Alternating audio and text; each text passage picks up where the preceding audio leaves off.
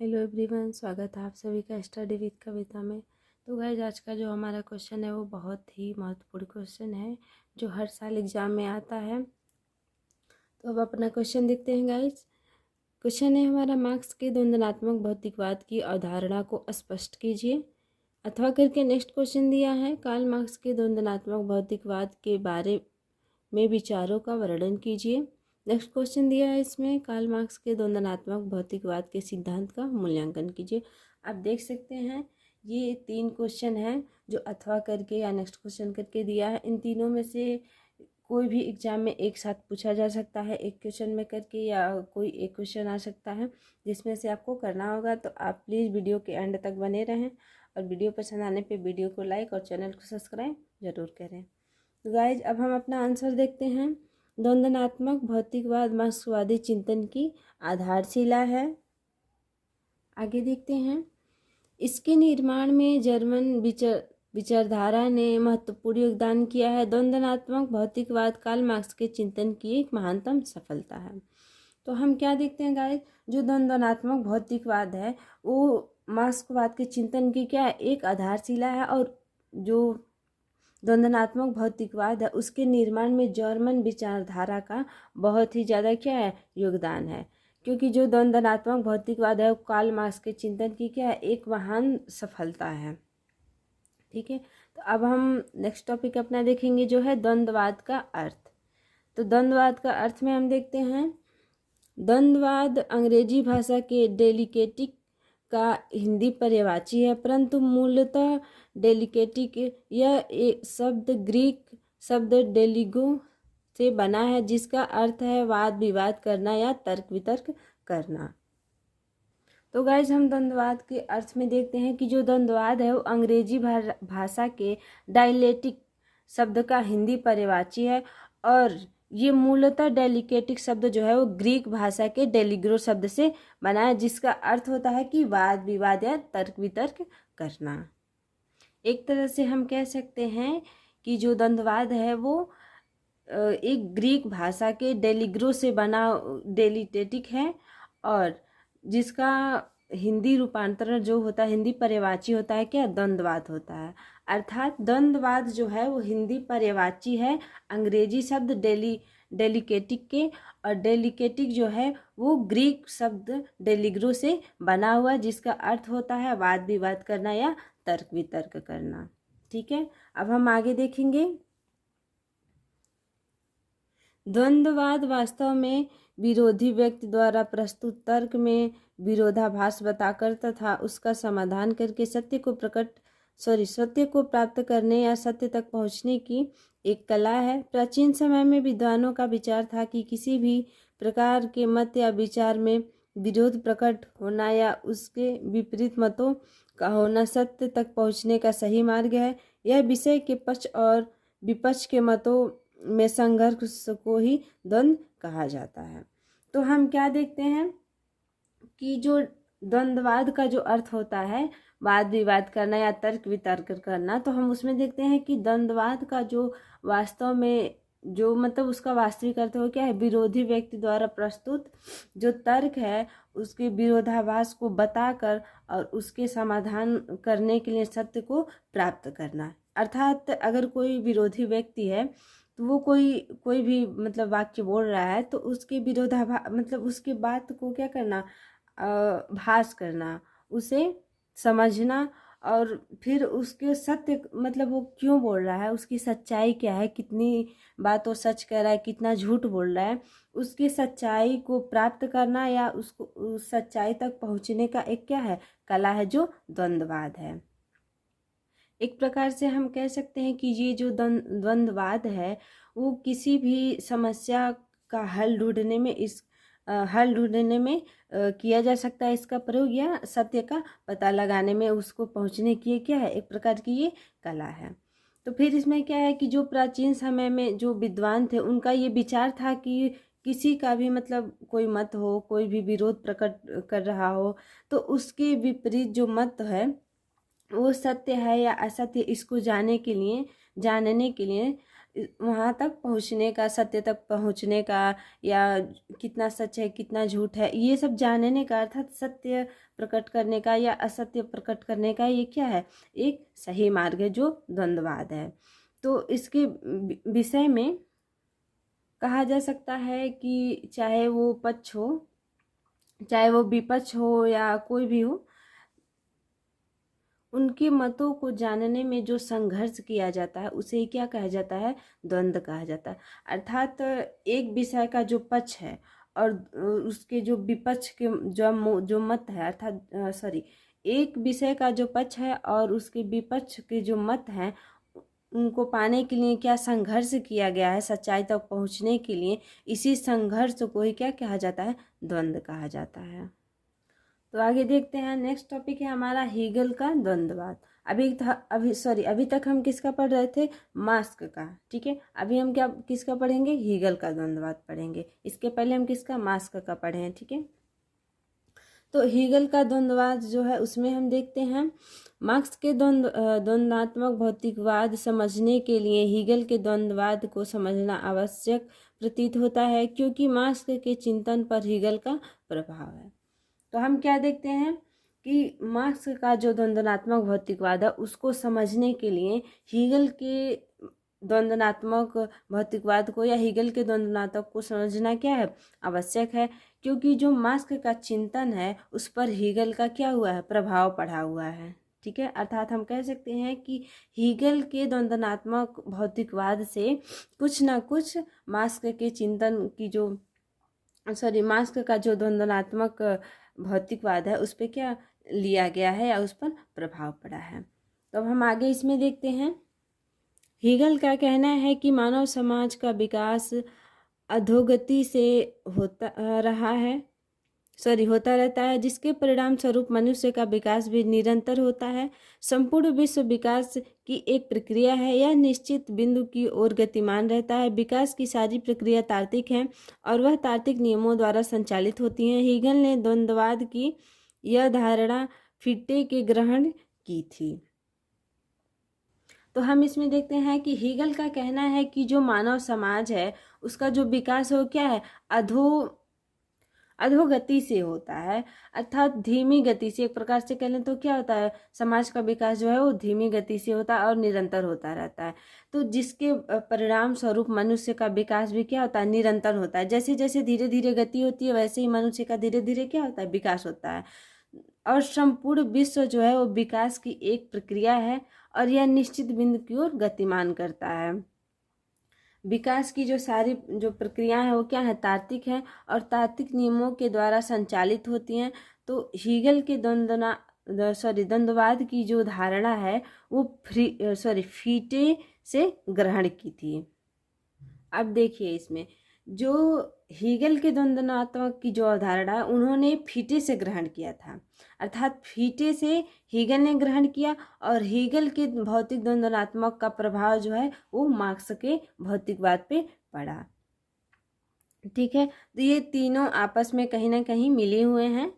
तो इसको समझने के लिए जरूरी है कि हमें मतलब कार्ल मार्क्स का जो भौतिकवाद है, द्वंद्वात्मक भौतिकवाद, उसको समझने के लिए हमें हीगल का द्वंद्वात्मक और फिर फीटे का द्वंद्वात्मकवाद पढ़ना पड़ेगा, ठीक है। आगे देखते हैं, हीगल ने द्वंद्ववाद में परिवर्तन की तार्किक प्रक्रिया को एक तिकड़ी वाद, प्रतिवाद और संवाद द्वारा व्यक्त किया है, जो आरंभवाद से होता है, जो स्वयं विरोधाभासी को जन्म देता है, जिसे प्रतिवाद कहते हैं। संसार में प्रत्येक वस्तु की प्रतिवादी वस्तु अवश्य होती है। इन दोनों में संघर्ष से एक तीसरी वस्तु या संवाद उत्पन्न होता है। यह संवाद भी एक अस्थायी परिस्थिति है। थोड़े समय के बाद संवाद पुनः वाद बन जाता है और इसका कोई भी ना कोई प्रतिवाद पैदा हो जाता है। फिर वाद और प्रतिवाद में पुनर्संघर्ष होता है, जिसका अंत संवाद में होता है। आगे देखते हैं, इस प्रकार वाद, प्रतिवाद और संवाद के निरंतर क्रम से विश्व गतिमान रहता है। द्वंद्ववाद की इस प्रक्रिया को समझने के लिए एजिलस ने कई उदाहरण दिए, जैसे जौ का दाना लिया जा सकता है। जौ का दाना वाद है। जब इसे जमीन में बोया जाता है तो गर्मी और नमी के कारण वह गल कर नष्ट हो जाता है और अंकुरित होता है। यह उसका प्रतिवाद है। अंकुरित होकर वह पौधा बनता है, उसमें फफूंद व दाने आते हैं और एक दाना अनेक दानों को जन्म देता है। क्या है? संवाद है। तो हमने जो पढ़ा है, हीगल के द्वंद्ववाद में परिवर्तन की जो तार्किक प्रक्रिया को एक तिकड़ी के द्वारा अर्थात तिकड़ीवाद के द्वारा उन्होंने जो इसे संवाद बताया, इसे व्यक्त किया है, तो उसको ऐसे समझा जा सकता है कि जैसे एक जौ का दाना लें तो उसको हम क्या मान लें, वो उसको वाद मान लें। ठीक है। अब फिर उसे जमीन में बो दिए तो वो जमीन की गर्मी और नमी के कारण वो क्या हो जाता है, गल के नष्ट हो जाता है और अंकुरित हो जाता है। तो ये क्या हुआ, उसका प्रतिवाद हो गया, अर्थात वाद का ये क्या हो गया, प्रतिवाद हो गया। और जब वो अंकुरित हो जाता है, अर्थात जब वो बीज अंकुरित होना अर्थात जम जाना होता है, उसमें से छोटे छोटे पौधे आ जाते हैं, तो उसे क्या कहते हैं, अंकुरित होना। और जब वो बीज अंकुरित होकर अर्थात एक नन्हा पौधा हो जाता है तो वो अंकुरित हो जाता है। और जब वो पौधा बनता है अर्थात जब बड़ा हो जाता है तो उसमें फूल व दाने आ जाते हैं। जब फल फूल दाने आ जाते हैं तो एक दानों से क्या हो जाता है, अधिक दाना हो जाता है। तो उन दानों को जो जन्म देता है वो क्या हो जाता है, संवाद हो जाता है। तो यही था हीगल के द्वंद्ववाद के परिवर्तन की तार्किक प्रक्रिया की एक तिकड़ी के द्वारा जो उन्होंने व्यक्त किया है। नेक्स्ट हेडिंग हम देखेंगे। गाइस ये काफ़ी लॉन्ग क्वेश्चन है, तो आप वीडियो को अधूरा ना छोड़ें, बिना वीडियो स्किप किए वीडियो को पूरा देखें और वीडियो पसंद आने पर वीडियो को लाइक और चैनल को सब्सक्राइब जरूर करें। याद रहे, अगर पूरा क्वेश्चन नहीं देखेंगे तो आपकी जानकारी नहीं होगी और एग्ज़ाम में आप अधूरा क्वेश्चन करने पे मजबूर हो जाएंगे। ठीक है। तो अब हम अपना नेक्स्ट जो हेडिंग है उसको देखेंगे, मार्क्स का द्वंद्वात्मक भौतिकवाद। ये हमने आपको टिप्पणी में भी बताया है, उसका वीडियो हमने बना के डाला हुआ है, मार्क्स का द्वंद्वात्मक भौतिकवाद। ठीक है। तो अब इसको देखते हैं। मार्क्स ने हीगल से द्वंद्ववादी विचार ग्रहण किए किंतु उनमें बहुत कुछ संशोधन किया। मार्क्स ने अपनी पुस्तक दास कैपिटल में लिखा है कि मेरी द्वंद्वात्मक प्रणाली हीगल की प्रणाली से केवल भिन्न ही नहीं बल्कि उसके विपरीत है।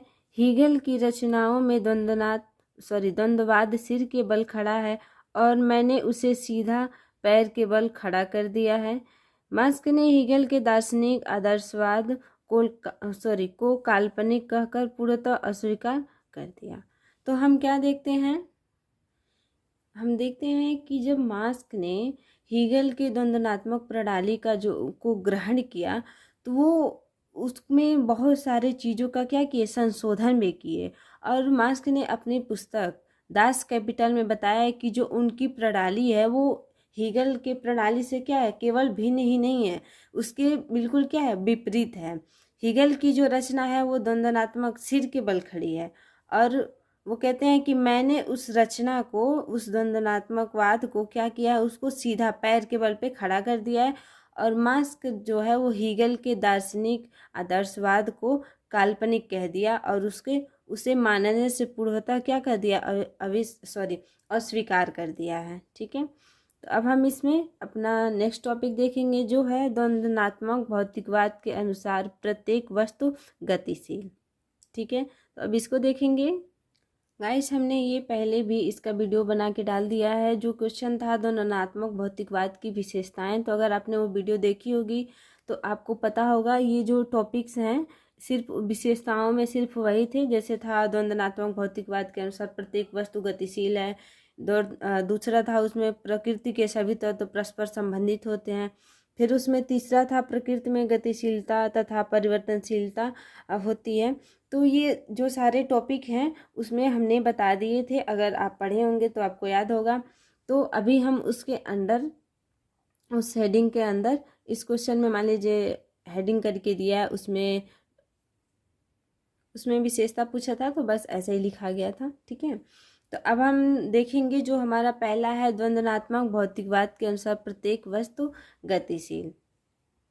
गतिशील है। तो इसमें देखेंगे परिवर्तन प्रत्येक वस्तु में होता है, कोई भी वस्तु स्थिर नहीं है। विकास प्रकृति का नियम है और यह विकास पदार्थ की आंतरिक विशेषताओं के कारण होता है। द्वंद्वात्मक भौतिकवाद के अनुसार पदार्थ निष्क्रिय न होकर सक्रिय होता है। तो हम द्वंद्वात्मक भौतिकवाद के अनुसार प्रत्येक वस्तु गतिशील है। इस हेडिंग में हम क्या देखते हैं कि परिवर्तन जो क्या है वो प्रत्येक वस्तु में होता है, अर्थात एक प्रकार से कह लें कि प्रत्येक वस्तु क्या होती है, सक्रिय होती है, एक्टिव होती है। तो इसीलिए प्रत्येक वस्तु में क्या होता है, परिवर्तन होता है और कोई भी वस्तु स्थिर नहीं होती है। विकास की जो प्रक्रिया है उसका नियम है कि प्रकृति में जितनी भी वस्तु है उसमें क्या होता है, परिवर्तन होता है। एक प्रकार से कह लें तो क्या होती है, सक्रिय होती है।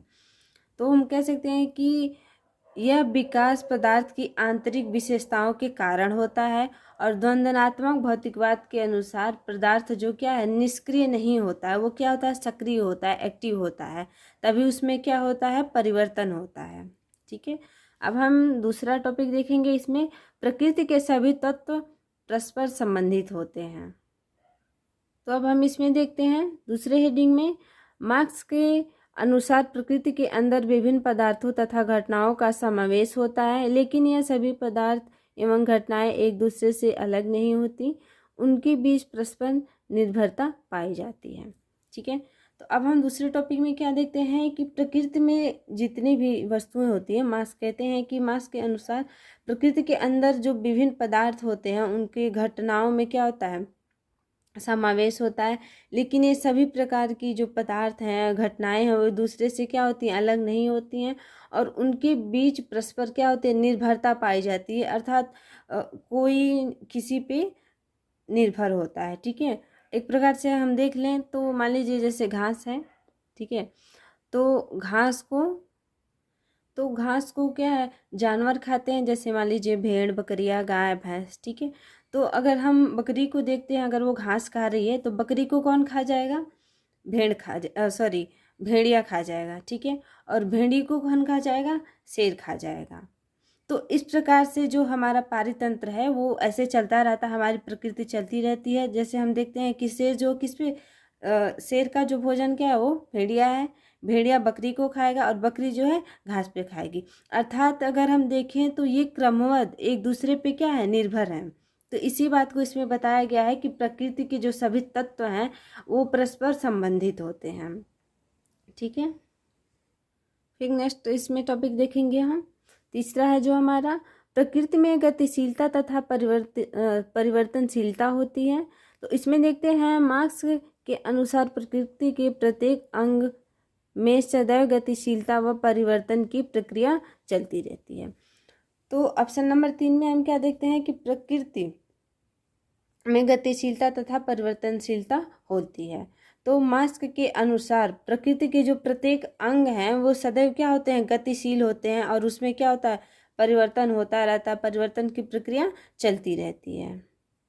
ठीक है, अब हम नेक्स्ट हेडिंग देखेंगे। अपना चौथा हेडिंग है, पदार्थ में होने वाले परिणात्मक परिवर्तन गुणात्मक परिवर्तन उत्पन्न करते हैं। ठीक है, तो अब इसमें देखते हैं, विकास सदैव टेढ़े मेढ़े रूप में होता है। विकास परिवर्तन की प्रक्रिया में पहले तो धीरे धीरे भावात्मक परिवर्तन रहता है, किंतु बाद में वह अवस्था आती है जब यह भावात्मक परिवर्तन गुणात्मक परिवर्तन में बदल जाता है। उदाहरण के लिए यदि पानी को गर्म किया जाए तो पहले धीरे धीरे गर्म होता है, किंतु तब तक ऐसी अवस्था आती है जब वह भाप बन जाता है और यही द्वंद्ववादी विकास की प्रक्रिया है। तो हम इसमें क्या देखते हैं, पदार्थ जो है, पदार्थ में होने वाले परिणात्मक परिवर्तन गुणात्मक परिवर्तन उत्पन्न करते हैं। इसमें हम क्या देखते हैं कि जो विकास होता है वो टेढ़े मेढ़े रूप में होता है, चाहे मनुष्य हो, जानवर हो, कोई भी हो, विकास जो क्या टेढ़े मेढ़े रूप में होता है। तो विकास का जो परिवर्तन की प्रक्रिया है वो पहले क्या होती है, धीरे धीरे होती है और भावात्मक होती है। ठीक है, किंतु बाद में वो अवस्था क्या हो जाती है, बदल जाती है। ठीक है, तो बाद में एक ऐसी अवस्था आती है कि जब जो भावात्मक परिवर्तन होता है तो उसके बाद क्या होता है, गुणात्मक परिवर्तन में बदल जाता है। ठीक है। अर्थात जो चीज़ें पहले धीरे धीरे हो रही थी तो उसमें एक ऐसा समय आएगा कि वो धीरे धीरे जो होने वाली प्रक्रिया है वो दूसरा क्या कर लेगी, दूसरा रूप ले लेगी या दूसरा मोड़ ले लेगी। तो वही इसमें बताया गया है कि जो भावात्मक परिवर्तन है वो क्या हो जाता है, गुणात्मक परिवर्तन में बदल जाता है। तो उदाहरण के द्वारा इसमें बताया गया है कि यदि पानी हम लेते हैं तो हम देखते हैं कि पानी को जब गर्म करते हैं धीरे धीरे गर्म होता है, लेकिन बाद में एक ऐसी अवस्था आती है, धीरे धीरे गर्म होते होते एक ऐसी अवस्था आती है कि वह भाप बन जाता है। और यही क्या है, द्वंद्ववादी विकास की प्रक्रिया है। ठीक है, नेक्स्ट हेडिंग देखेंगे। नेक्स्ट और लास्ट हेडिंग है इस क्वेश्चन का, द्वंद्वनात्मक भौतिकवाद एक सार्वभौमिक घटना है। तो इसमें देखते हैं मार्क्स ने स्पष्ट किया कि कोई समाज अपनी संरचना और अवस्था को बनाए रखने के लिए चाहे कितने अच्छे ढंग से कार्य करे, उसमें अशांति और क्रांति होना तब तक अनिवार्य है जब तक समाज का वर्ग विभाजन पूरी तरह समाप्त न हो जाए। स्पष्ट है कि समाज का इतिहास की व्याख्या करने में मार्क्स ने द्वंद्वात्मक प्रणाली को आधारभूत मानते हुए निष्कर्ष दिया कि भौतिक शक्तियों के बीच होने वाला द्वंद्व ही संपूर्ण सामाजिक परिवर्तन और विकास का वास्तविक आधार है। तो इस टॉपिक में हम देखते हैं जो हमारा द्वंद्वात्मक भौतिकवाद एक सार्वभौमिक घटना है, इसमें देखते हैं कि मार्क्स द्वारा ये स्पष्ट किया गया है कि कोई भी समाज जो है वो अपनी संरचना को, अपनी व्यवस्था को बनाए रखने के लिए कितना हो अच्छे प्रकार से, कितना हो अच्छे ढंग से कार्य कर ले, उसमें अशांति रहती है। बहुत सारे लोग होते हैं समाज में कि मतलब जैसे अगर मान लीजिए हम राजनेता की बात करें तो कोई भी राजनीति में आए तो जनता, ऐसा नहीं है कि सारी जनता संतुष्ट हो उससे। अगर कोई नेता है तो उससे कोई ना कोई खुश रहेगा तो कोई ना कोई क्या रहेगा, दुखी रहेगा। ये प्रक्रिया क्या होती है, ये चलती रहती है। चाहे कोई भी सत्ता में आए, कुछ लोग खुश रहेंगे, कुछ नाराज रहेंगे। तो वही बात इसमें बताया गया है कि मार्क्स कहते हैं कि समाज अपनी संरचना और व्यवस्था को बनाए रखने के लिए चाहे कितने वो अच्छे ढंग से काम कर ले, उसमें अशांति और क्रांति होती रहती है और ये अनिवार्य है जब तक समाज का वर्ग विभाजन पूरी तरह से समाप्त ना हो जाए। तो वो कहते हैं कि ये स्पष्ट रूप से माना जा सकता है कि समाज तथा इतिहास की व्याख्या करने में मार्क्स ने द्वंद्वात्मक प्रणाली को आधारभूत मानते हुए यह निष्कर्ष वो दिए हैं कि भौतिकवादी शक्तियों के बीच होने वाला द्वंद्व ही संपूर्ण सामाजिक परिवर्तन और विकास का वास्तविक आधार है। अर्थात जैसे अभी हमने पानी को बताया कि धीरे धीरे उबलता है, फिर वो क्या होता है, एक ऐसी परिस्थिति आती है कि वो भाप बन जाता है। वही बात इसमें बताई गई है कि वो कहते हैं कि ये जो द्वंद्व है, अर्थात एक चीज़ हो रही है धीरे धीरे, फिर वो कब दूसरे का रूप ले लेगी कोई नहीं जान रहा है। तो यही जो द्वंद्व है वो संपूर्ण सामाजिक परिवर्तन और विकास का वास्तविक आधार है। तो गाइस, अगर आपको क्वेश्चन समझ आया हो, वीडियो पसंद आया हो